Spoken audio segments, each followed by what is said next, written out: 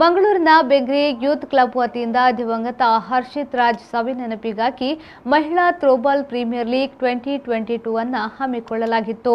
ನಗರದ ಬೆಂಗ್ರೆಯ ಮಹಾವಿಷ್ಣು ಶೇಷಶಯನ ರಂಗಮಂಟಪದಲ್ಲಿ 2 ದಿನಗಳ ಕಾಲ ಮಹಿಳಾ ಥ್ರೋಬಾಲ್ ಪಂದ್ಯಾಟದಲ್ಲಿ 8 ತಂಡಗಳು ಭಾಗವಹಿಸಿದ್ದವು.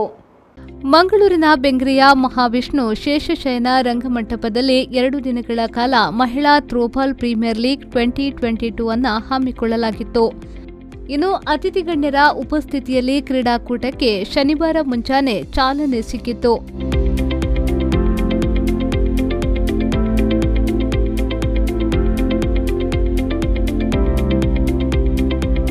ಈ ವೇಳೆ ಹಲವಾರು ಮಂದಿ ಗಣ್ಯರು ಪಾಲ್ಗೊಂಡಿದ್ರು.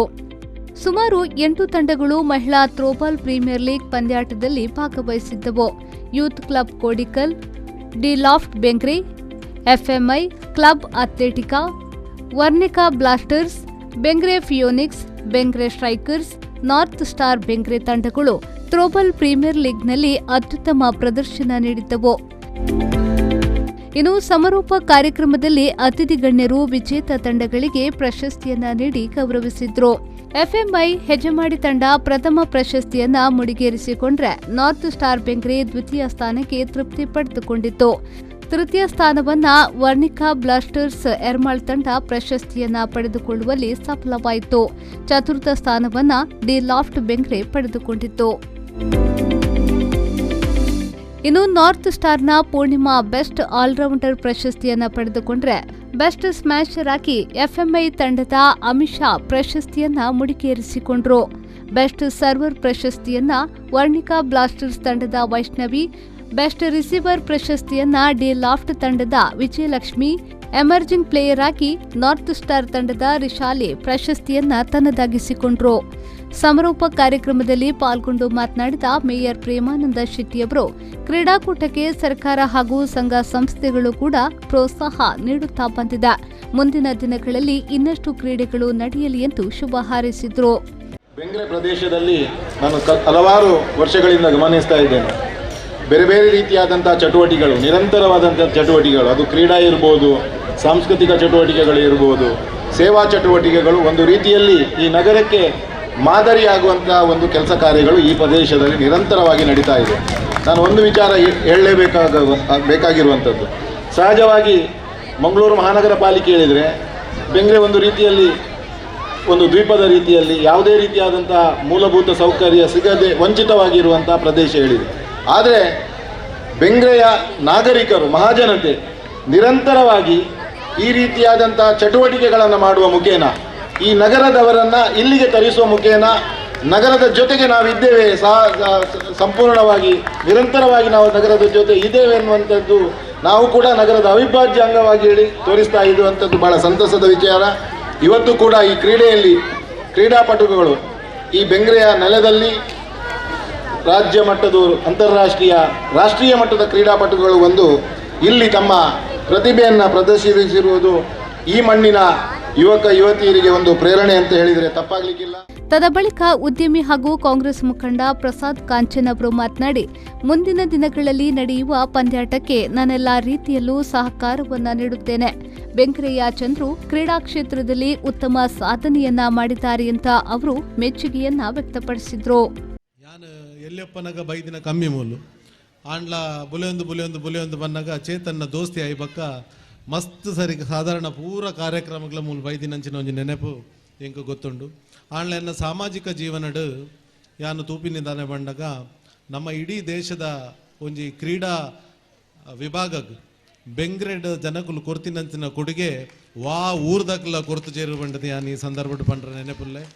ಆ ಫುಟ್ಬಾಲ್ಡ್ ಪತ್ತದು ಆ ಫುಟ್ಬಾಲ್ ಸಮೇತ ನಮ್ಮ ಭಾರತ ದೇಶದ ಟೀಮ್ಡು ನಮ್ಮ ಬೆಂಗ್ರೆದಕ್ಲು ಪ್ರತಿನಿಧಿಸಿದ್ದಾರೆ. ಆವಿಡ ಬಕ್ಕ ಮೂಲು ಆಯ್ನಂಚಿನ ಕುಸ್ತಿಡು, ಆ ಕುಸ್ತಿಡು ಕೂಡ ಪೂರಾ ಬಕ್ಕ ಎನ್ನ ಹೆಂಗೆ ನಮ್ಮ ಬೆಂಗ್ರೆದ ಟೀಮ್ ದಕ್ಲು ಗೆತ್ತದು ದೇಶಕ್ಕೆ ಬಕ್ಕ ಊರಿಗೂ ಬಾಮಲ್ಲ ಮಲ್ಲಾದಿಗೆ ಕಂತಿನ ಗ್ರಾಮ ಬಂಡ ಅವು ಕುಡ್ಲದ ಬೆಂಗ್ರೆ ಅಂದ ಈ ಸಂದರ್ಭ ಪಂಡ್ರೆ ಖುಷಿ ಪಡೆದೊಂದಲ್ಲ.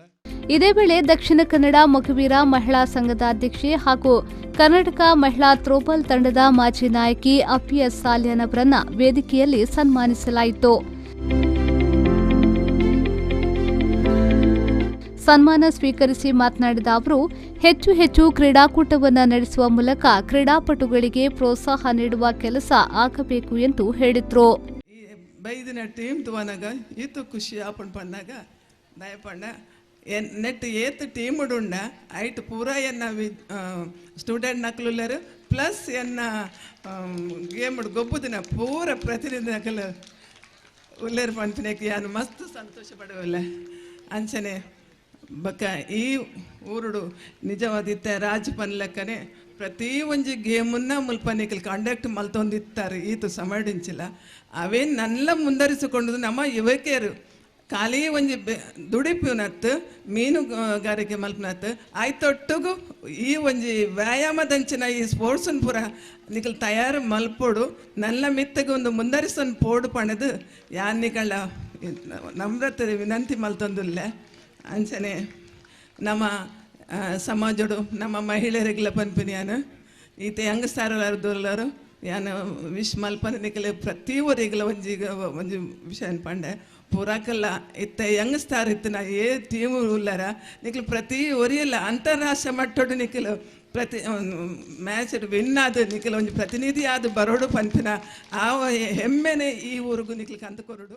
ಈ ವೇಳೆ ಬೆಂಗ್ರೆ ಸ್ಕೂಲ್ನ ನಿವೃತ್ತ ಶಿಕ್ಷಕಿ ಜಾನಕಿ ಶಾಂತರಾಜ್ ಬೆಂಗ್ರೆ, ಬೆಂಗ್ರೆ ವಿದ್ಯಾರ್ಥಿ ಸಂಘದ ಅಧ್ಯಕ್ಷ ಬಾಬು ಬೆಂಗ್ರೆ, ವೀರ ಹನುಮಾನ್ ವ್ಯಾಯಾಮ ಶಾಲೆಯ ಅಧ್ಯಕ್ಷರಾದ ಮನೋಜ್ ಬೆಂಗ್ರೆ, ವೀರಭಾರತಿ ವ್ಯಾಯಾಮ ಶಾಲೆಯ ಅಧ್ಯಕ್ಷರಾದ ನವೀನ್ ಕರ್ಕೇರ, ಬೆಂಗ್ರೆ ಮಹಿಳಾ ಸಮಾಜದ ಅಧ್ಯಕ್ಷೆ ಶಕುಂತಲಡಿ ಕರ್ಕೇರ, ನೀರೇಶ್ ಶಾಲೆಯ ಗ್ರಾಮ ಸಭಾದ ಅಧ್ಯಕ್ಷ ನವೀನ್ ಸುವರ್ಣ, ಪ್ರಗತಿ ಸ್ಪೋರ್ಟ್ಸ್ ಕ್ಲಬ್ ಬೆಂಗ್ರೆ ಅಧ್ಯಕ್ಷರಾದ ಪ್ರಕಾಶ್ ಸಾಲ್ಯನ್, ಕೊಂಕಣಿ ಕಾರ್ವಿ ಸಮಾಜದ ಅಧ್ಯಕ್ಷರಾದ ಭೋಜರಾಜ್ ಕಾರ್ವಿ, ಶಶಿಕಲಾ ಸುವರ್ಣ ಬೆಂಗ್ರೆ, ಸುಲೋಚನಾ ಸಾಲ್ಯನ್, ಪ್ರಶಾಂತ್ ಸಾಲ್ಯನ್, ನಳಿನಿ ಸಾಲ್ಯನ್, ಬೆಂಗ್ರೆ ಮಹಾಜನ ಸಭಾದ ಮಾಜಿ ಅಧ್ಯಕ್ಷರಾದ ಮೋಹನ್ ಬೆಂಗ್ರೆ, ಬೆಂಗ್ರೆ ಯೂತ್ ಕ್ಲಬ್ನ ಗೌರವ ಅಧ್ಯಕ್ಷರಾದ ಚೇತನ್ ಬೆಂಗ್ರೆ ಹಾಗೂ ಅಧ್ಯಕ್ಷರಾದ ಸೋನಿತ್ ಮೆಂಟನ್ ಸೇರಿದಂತೆ ಮೊದಲಾದವರು ಉಪಸ್ಥಿತರಿದ್ದರು.